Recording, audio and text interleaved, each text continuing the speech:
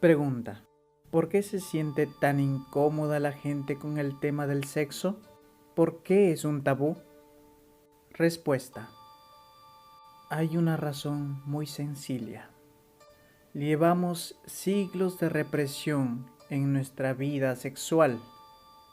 Todos los profetas, los mesías y los salvadores nos han dicho que el sexo es pecado.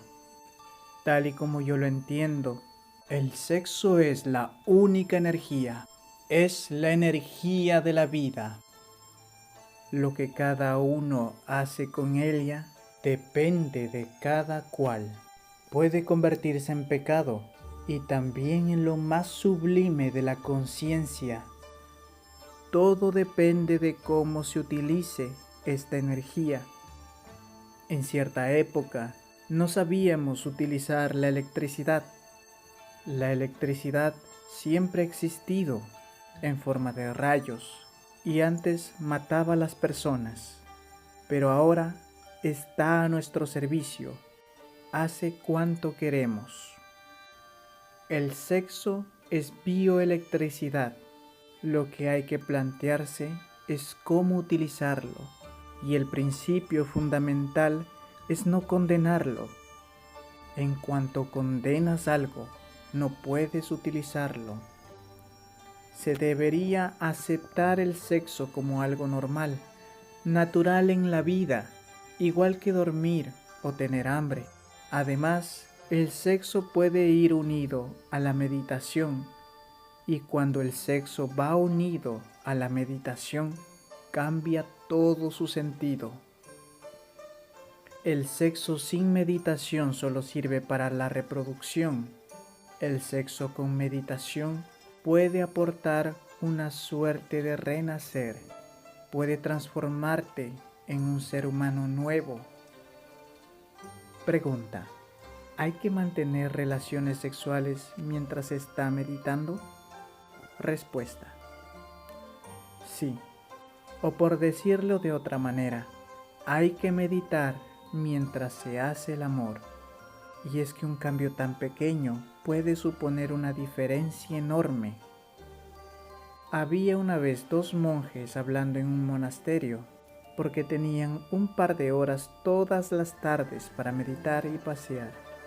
Se pusieron a discutir si podrían fumar, porque no estaba prohibido, pero ellos no estaban seguros de que fuera lícito hacerlo.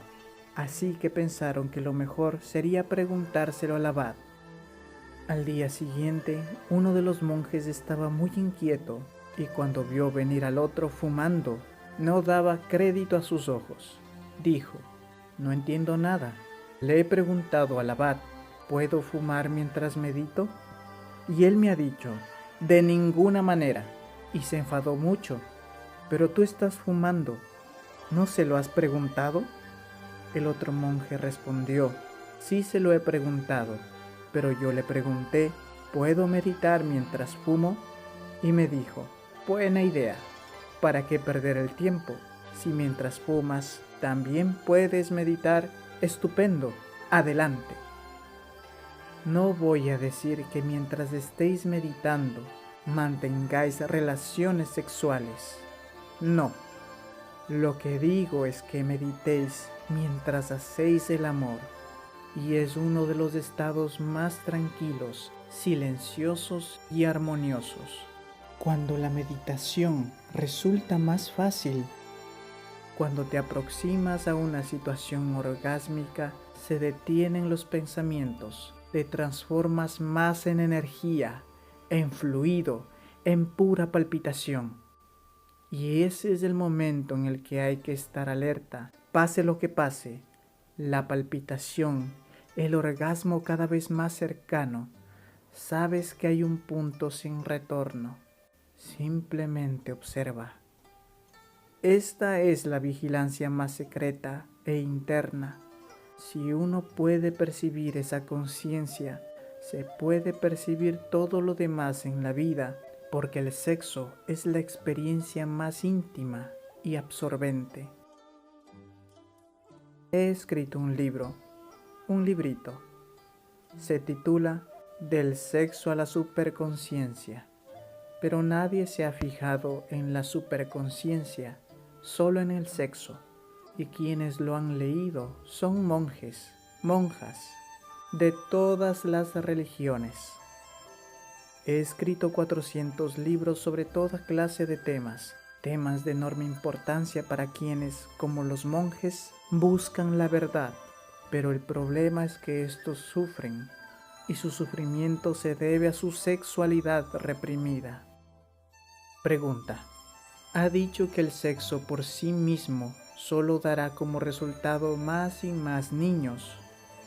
¿Cuál es el resultado cuando se aunan sexo y meditación? Respuesta: te reproduces a ti mismo.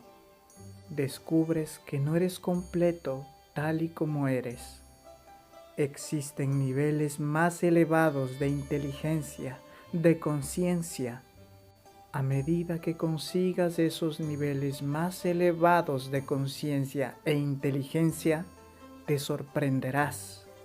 Empezará a desaparecer tu interés por el sexo, porque el sexo generará algo más grande que la vida, porque generará conciencia. La vida pertenece a un orden inferior. La conciencia pertenece a un orden más elevado, y en cuanto se es capaz de generar conciencia, no existe ninguna barrera que impida hacer el amor, pero parecerá muy aburrido. No proporcionará ninguna alegría, parecerá una mera pérdida de energía. Preferirás emplear tu energía en la creación de pirámides cada vez más altas de conciencia en tu interior, hasta llegar al punto definitivo que yo llamo la iluminación. Pregunta: entonces, ¿cualquier cosa sin conciencia es pecado? ¿Es eso lo que diría? Respuesta: en sus orígenes, la palabra pecado significaba olvido, y es muy interesante recordarlo. Conciencia significa recuerdo, atención, y pecado significa olvido, falta de atención. Pero no voy a emplear la palabra pecado porque todas las religiones la han empleado y contaminado. Hablaré simplemente de inconsciencia, de olvido, que es el significado original de la palabra. Pregunta: ¿y qué es la virtud? Respuesta: conciencia, mayor atención. Pregunta: ¿respecto a todo? Respuesta: respecto a todo. Y en la medida en que eres plenamente consciente, tu vida entera es una virtud. Cuanto hagas tendrá el sabor de la pureza, la fragancia de lo divino.